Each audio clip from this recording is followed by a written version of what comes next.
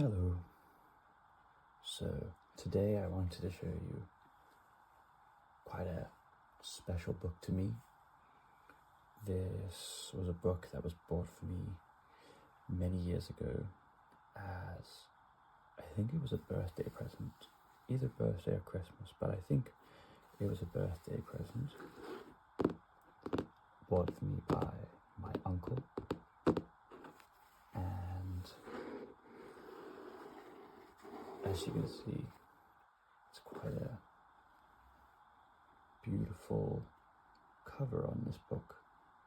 Quite old-fashioned, I think, in its style, even though it's a fairly modern book. But I think the reason they did this kind of nice gold inlay and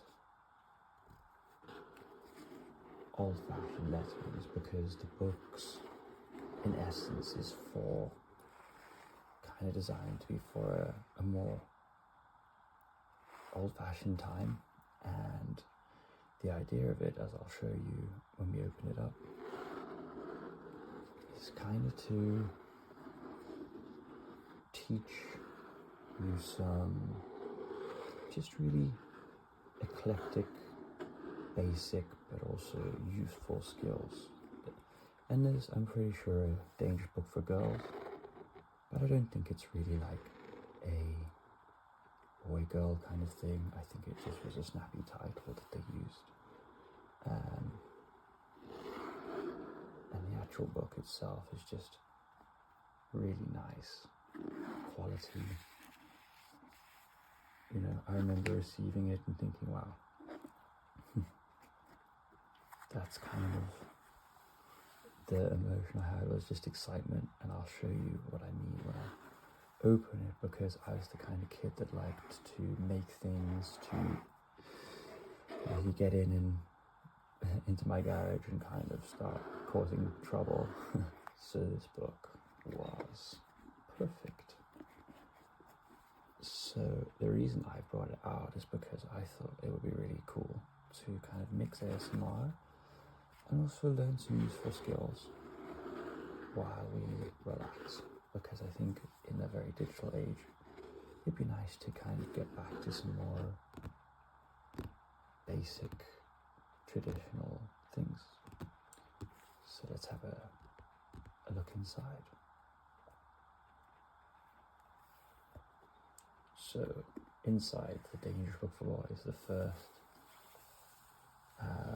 2 pages are this very traditional kind of decorative marbling that I'm not too knowledgeable about, but I know that it's a very common book decoration, specifically again for kind of older books.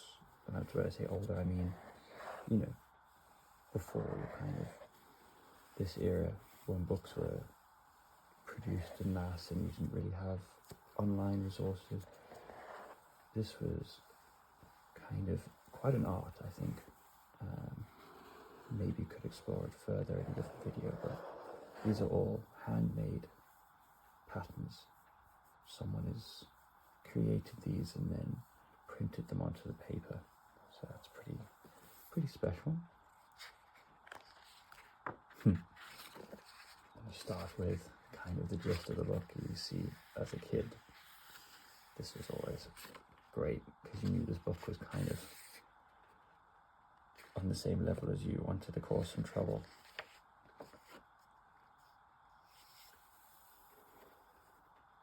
And just some other books by the same author. This is quite an old volume, so I think he's probably done some more since then, or they've done some more since then. And then just quite a nice quote. I won't read the whole thing, but basically the gist is that be kind, be unselfish, and work hard. Which I think is a nice sentiment for a young boy to kind of, going forward as an adult that I am now, words to live by. And then here we see a table of contents, and I'm not sure if you could see that so well, so I'll just start reading it out a little bit. things that we the greatest paper plane in the world. Making a battery, building a tree house, laws of football, dinosaurs, first aid, coin tricks, poetry, dog tricks. So as you can see, it's quite an eclectic mix of just kind of random skills, ciphers and spies here, codes and ciphers, making crystals. I actually remember doing that one as a kid. It's really cool. But today what we are going to do is this one. 5 knots every boy should know, and I think we can extend that to every person should know, because let's be honest, we've all been in a situation where a good knot could have saved us and we maybe didn't know how to tie it. So we're going to go to page 9 and learn some knots. And I actually don't know these knots, so we'll learn them together. Okay, so here the author gives a little bit of a background as to why they made the book. It gives you some essential kit that every kid should have, which I think is quite funny. Things like a handkerchief. Can you imagine giving a kid a handkerchief? I'm not sure that would really be that interesting to kids nowadays, but fish hooks, plasters. So it's quite an interesting book. Swiss Army knife. It's just like, it kind of feels like it's from a different era. I really like it, that kind of vibe. And then I love the illustrations. So they're all kind of hand sketched, or at least like an old photo style. Maybe I can just show you in a second. And all the instructions are really clear, but just feel quite genuine, I think. And look at these.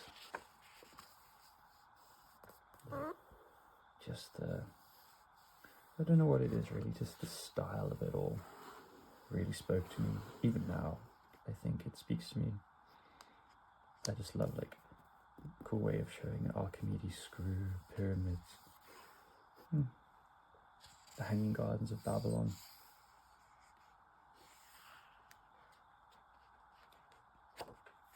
Some ancient wonders. And here we are. This is the section that I'm interested in for today, because I think this is going to be good for everyone. And I've always wanted to learn some more knots, and I thought, why not start here? So 5 knots every boy should know, but everyone should know how to tie a knot. So we're going to start with the reef knot. And this is, like many other knots, a sailing knot. So to reduce the amount of sail area when the wind gets strong, for dinghy sailing. Now, I don't do much sailing myself. I have sailed, but not in a dinghy. But I think it's just a good looking knot, and probably quite useful for other things like most sailing knots and climbing knots. Most knots we have are for some form of other industry or application. So let's get some, move this just to the side a little bit so we can get some rope going. You can see that there still, and follow along if you want to, or just relax and watch me do it. So let's start with, I think we'll just start with some small string. I've got a few different types of rope with me, but we'll start with this little string here just for ease. I actually need, I need 2 pieces. So I have another piece. This one's a little longer, but it'll work, I think. So if I make a mistake, that's because you and I are learning this together, so we'll work through this. So they kind of make a kind of a V shape in the first image. Then what do? Okay, we're going over, under, over, under. So this is going up. Oh, so it's going down and then up. And I think that's all you need to do. That creates the overlap. Then this one goes over the top of that one. And now, where do we go from here? I think this one then comes through. Oh, it does actually tell you. Oh, there we go, that looks right. Oh. There we have it. A reef knot. Pretty tight. Not going anywhere. Maybe if you pull on one side, it actually gets tighter. So I'll do that again. And I'll maybe try and just, maybe in silence, I'll tie this time, so you really slowly, so you can watch along. So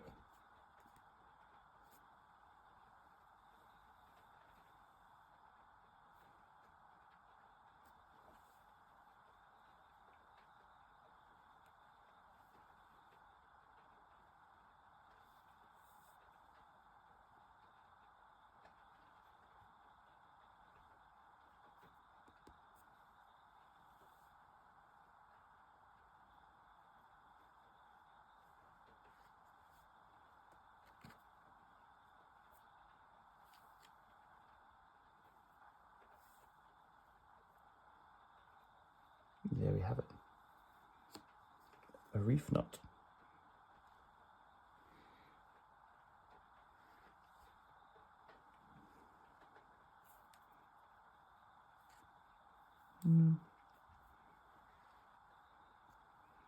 I think that's quite a nice looking knot.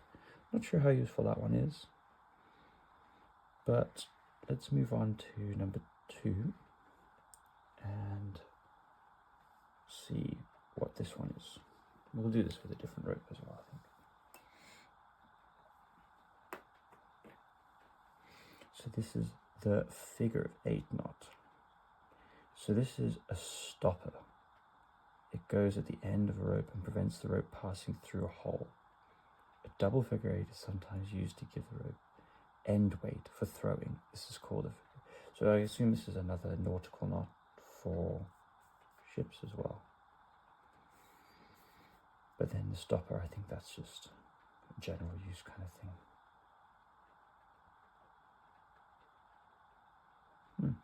Okay, let me give it a go. That's some thicker rope this time. Not much, but I think this is kind of just about rope. The last one we used is probably string, really. So let me try this one. So let me get myself organized. They've kind of, so I'll do the first loop.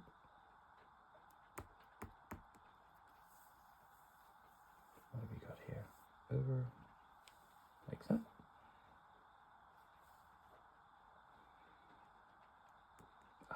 So then it's this one that's the important loop now.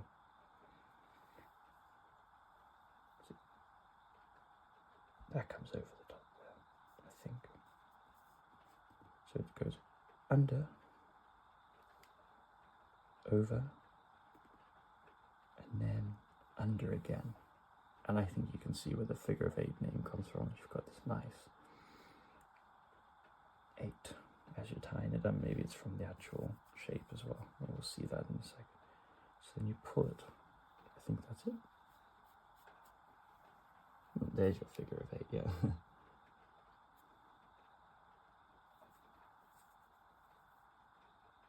Hold that up to the camera. That's pretty nice. So I think that's, it balls up, you see, when you pull on it, you kind of end up with a nice little ball, and that's not coming through there, it's just nice and tight. So I think that's what they mean when they say it's a stopper. And then I think if you tie a double, we can try a double, and that would be for when you're coming in to dock. You know, sometimes, especially when there's a lot of rope used in shipping, which there still is, but you know, it's probably not quite the same now. You'd throw your lines, and then someone would tie you up on the dock. I've got a shorter piece. Let's see if we can use it anyway to make a double figure of 8. So I'm just going to do it the same way. Let's try it. So we'll start with this loop, and we go. I think this is how you do a double. I assume it's how you do it. You just tie 2 pieces, right? This goes here. I should really have got the same length of rope, but I think it'll work. So go through it again. Always done is the same. That goes under, then over, then under. I feel a little bit like I'm learning to tie shoelaces. There we go. This actually might work quite nicely because it'll be at the end of the rope and it'll kind of demonstrate the... So it's not as pretty as the first one, but like I said, I'm not an expert. This is just me. But I think he's got a bit of heft to it, you know, a bit of weight, and you could throw that. Obviously this would be the same length, but you'd throw that to someone and it would give you a little bit more, what's the word, control over the throw, because I think just throwing a little piece of rope, throwing your rope is hard to be accurate, but weight adds a nice bit of accuracy. I think the illustrations are pretty clear. I don't know, if you were a kid, maybe you'd need some help with some of the steps. I think they could have done with some more arrows, maybe, like, but I think we've managed. Although they have a loop at the end. I'm not quite sure how they managed that. They have a single loop. I'm not sure. We can maybe come back to that. But I think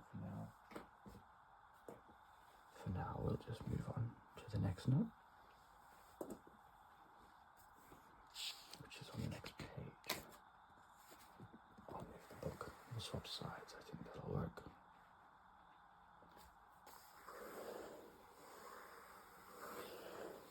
So this next one is a little bit more famous. I think most people would have at least maybe heard of it. The bowline, pronounced bowline. Okay. Fantastically useful solid knot. This is what we were hoping for. Used whenever a loop on the end of rope is needed. For a post, a ring, or anything else really. So this is just used to tie things up really. Which I think, along with the last knot we'll do, is probably the most useful for your everyday kind of life, you know, because sometimes you need to tow something or pull something. I think a knot is very more useful than maybe we realize for that application. So we'll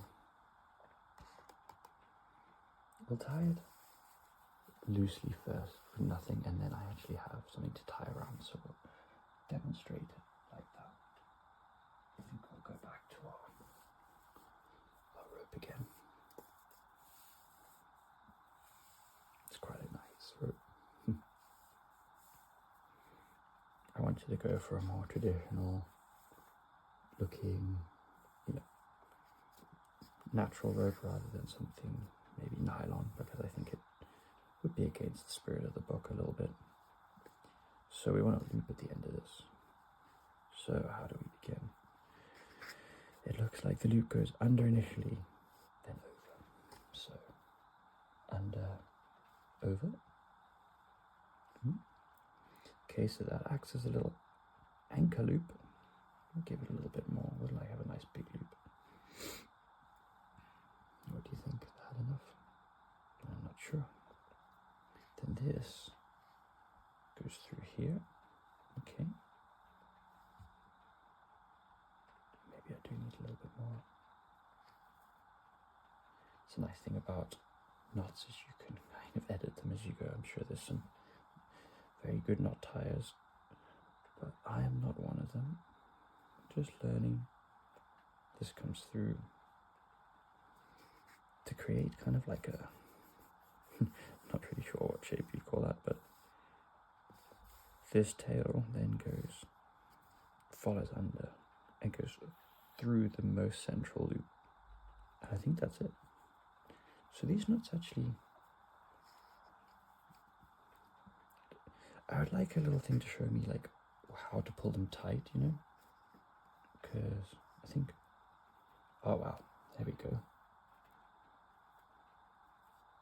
That works really nicely. So that actually won't loosen now. That's as you can see, I'm putting a little bit of force through that, and it's really not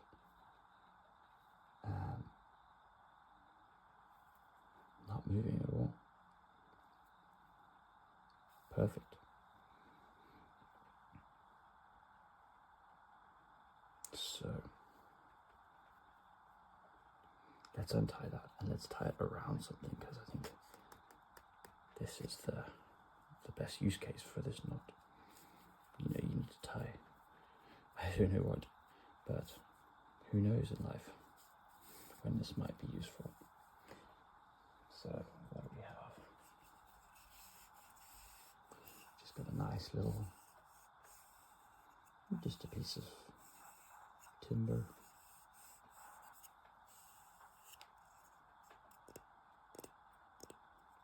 Not sure what type, just a nice sanded piece.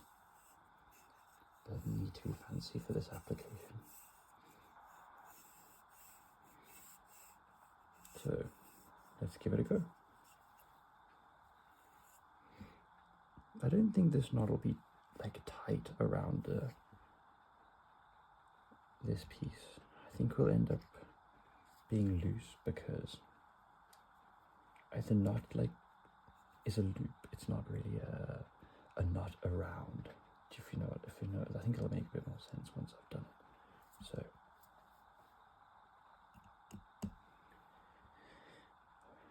start with a small loop. Pull your end through. Then under the main length, under your main length here, you go underneath.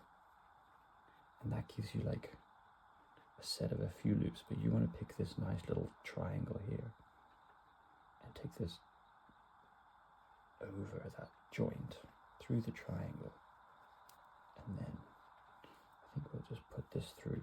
Like I said, I don't think this is going to tighten, or maybe a little, but that's now strong. Let's see if we can balance this. I think you see what I mean when it's not tight, you know, but there, it's loose. It's more of a loop.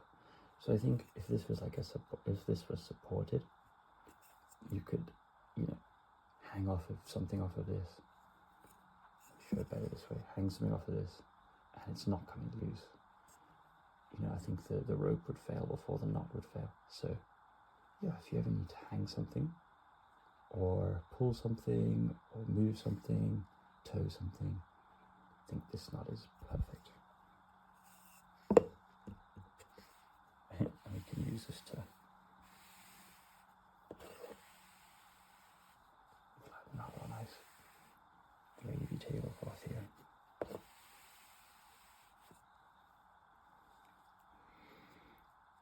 Perfect. So the next knot is a sheet bend. This is useful for joining two ropes. So reef knots, our first one, this one.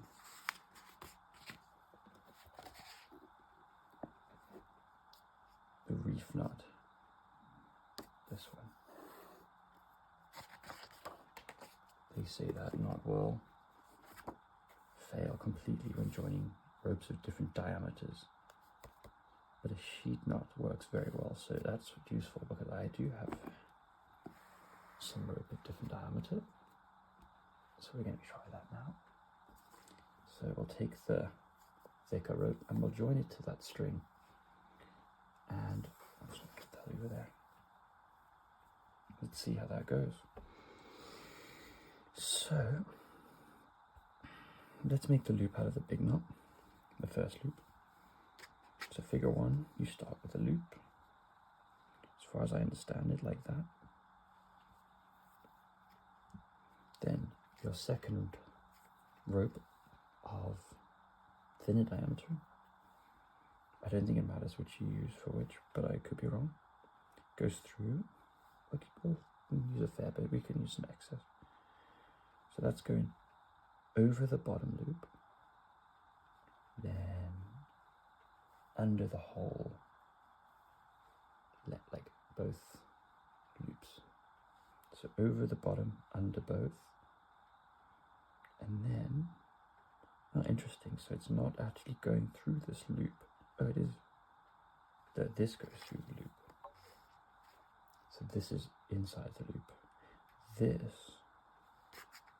So this is the figure that matters here. I'll get it closer.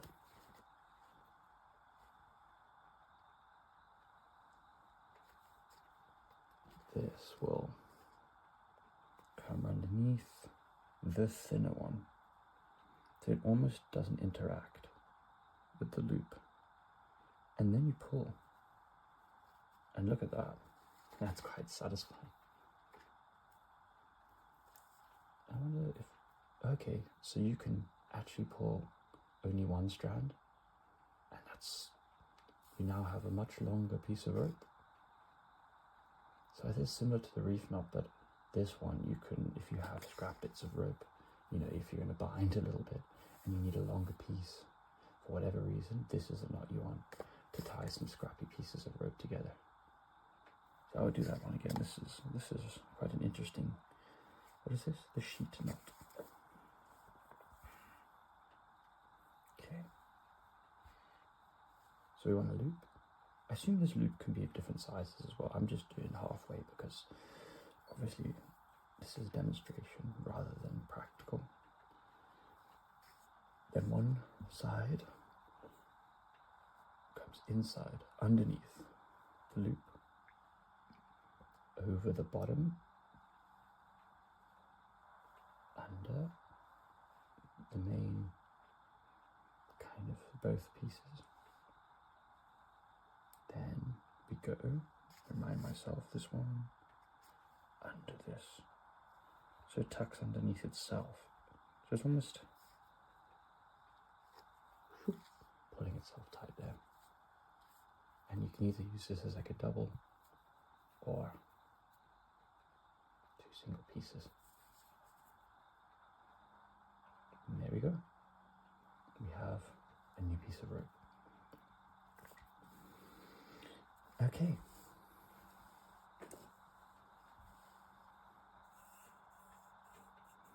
So this is now going to be used for our final knot.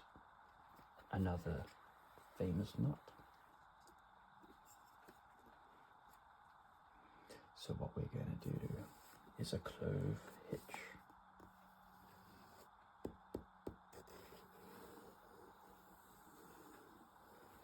So this is a short-term knot, sort of thing you see used by cowboys in westerns to hitch their horses. Okay, so if I'm ever riding a horse through town, this will be useful. Main benefit is it's very fast. Basically, it's wrapping a rope around a post and tucking the end into a loop. So I think this knot you can actually do almost freehand. So I think you can kind of flick the rope and it'll, if you know what you're doing, it'll wrap itself. I don't know what I'm doing, so I'll just take it nice and slow.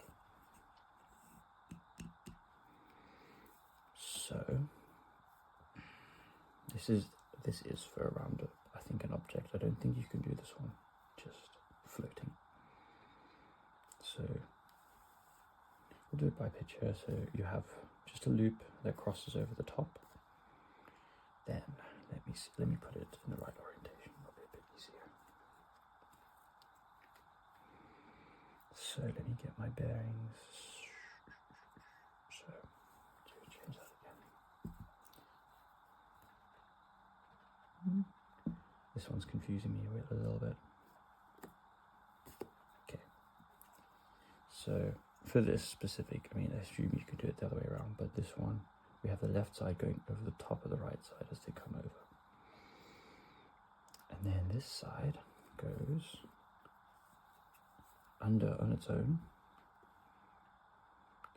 Ah, I see. And then under itself again. And that's it. So see how they tuck it under just there?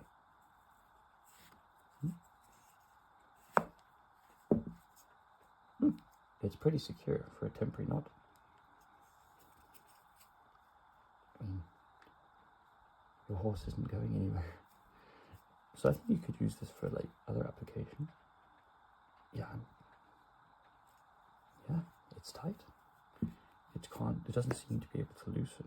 I think because the force is going into this corner here rather than pulling the end out. So let's try this with the string. This is quite a nice one because it really interacts with the wood and the rope together. It makes some nice sounds. So let's try to do this a little more slick. So you create like a cross over here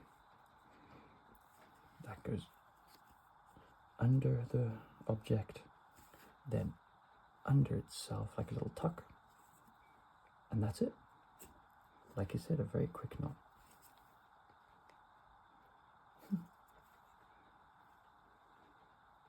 This one you could definitely use easier to like hold something temporarily, maybe to hang just something a little lighter, decorations or anything, I think.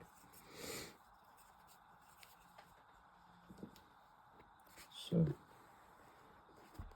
that is 5 knots. Everyone should know.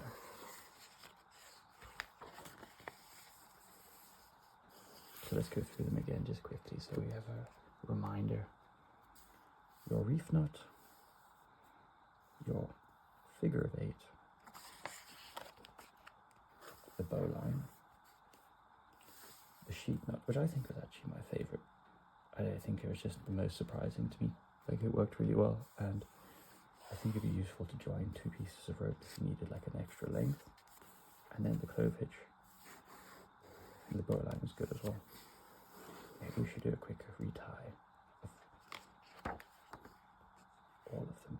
Just a quick recap. Why not? Why not? We have time. So, first one requires 2 pieces. This is your reef knot. I'm going to do this little, I'm going to do these without talking.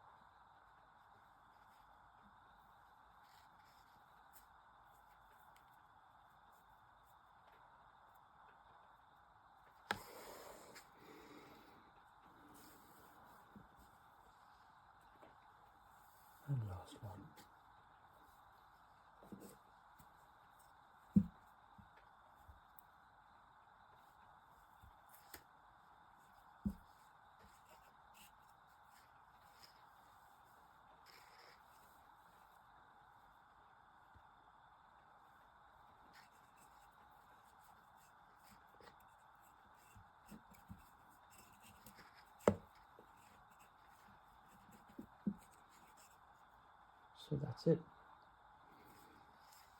So I hope you've maybe learned something today, and also managed to relax a little bit. I think there's a lot more in this book we could explore if anyone's interested.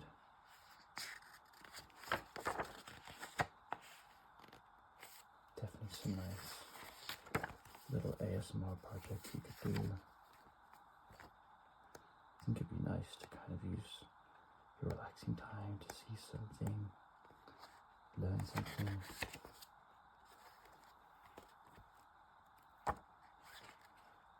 Maybe even have battle tactics if we needed to explore that. So yeah, thank you for watching. Good night.